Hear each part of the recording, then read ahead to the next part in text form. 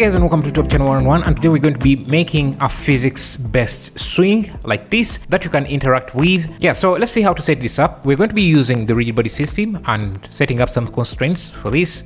So let's start by creating the swing bar. I'm working on a few other tutorials that I think you might be interested in. I like this clouds tutorial that is coming up. It's going to be a very short tutorial like this, not more than 5 minutes. You can see another one with lightning, dark clouds with lightning, and here is maybe I also added some particles for the rain. So that's all coming up. If you want to check those out, you can make sure to subscribe, and YouTube will notify you when I upload those. Anyway, so we are starting with a bar.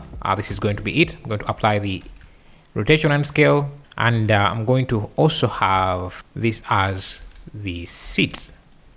Rotate it so that it starts from an angle like this. So let's go to the physics tab. This should be passive because it's going to be in one place, and this is going to be active. So if I hit play, this is going to fall down. Now if I want to attach this to this, all I have to do is create some constraint.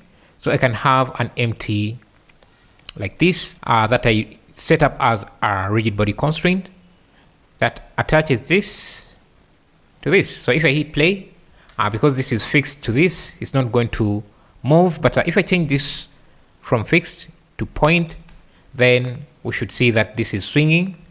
Now, whenever you set up these constraints, they're always connecting the constraints to the pivot point, just like that. But we want our swing to be attached at the end here.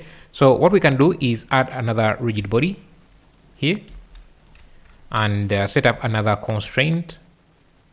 Let me use a sphere like this, and this is going to be rigid body type active, and this here is going to fix this to this. So when this falls, you can see that this box is now fixed to this. But now instead of attaching this directly to this bar, we can use, let me rename this to seat, and this is bar. Let me call this weld. So instead of connecting this constraint with bar and seat, we can constrain bar to weld. Let me call this lock. Yeah, so we can constrain bar to lock. That way the constraint is connected to the lock instead of the seat. So now you can see we get a better swing. Because this constraint is stationary, it's kind of confusing how this is working. So what I'm going to do is just parent this to the lock, and that way it can swing with the swing, which makes it a little bit better for visualization. When you move the constraint, you're also moving the pivot point. And the great thing now is that we can just copy these three setups, duplicate them, and move them to the side, which will basically create the attachment for the other side, and we have a swing.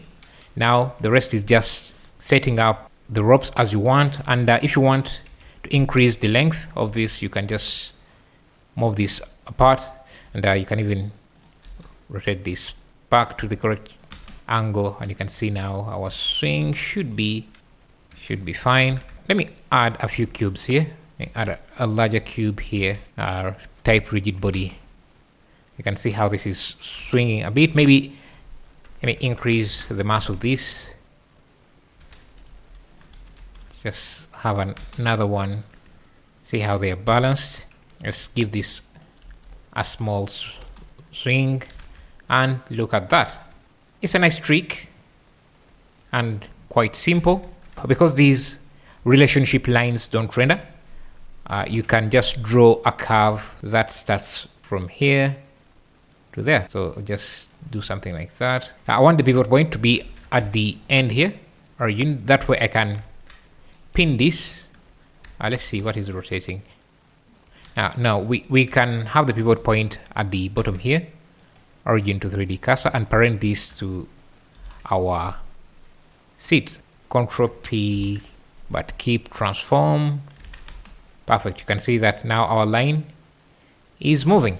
Now all I have to do is come in here and create a profile for our curve. So I'm just going to create this circle, come in here to the curve settings. Under geometry, I can give this an object and select the circle as my object. You can go in and design the rope, maybe change it to a chain.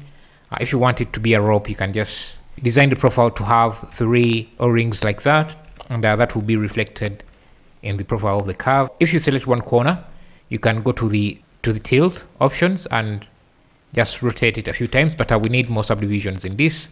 So I'm going to subdivide this a few times. Select the last point and twist that, but you can turn on proportional editing.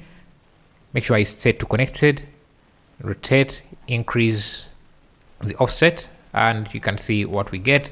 Now we have a rope, or you can do this in geometry nodes if possible. So you can see we have a rope, and we can just duplicate this to the other side, and you can hide these locks and you have a swing. That's how you do that. Don't forget to check out the project files in the description and my geometry nodes course. That's within the course. Thank you for watching. See you in the next video.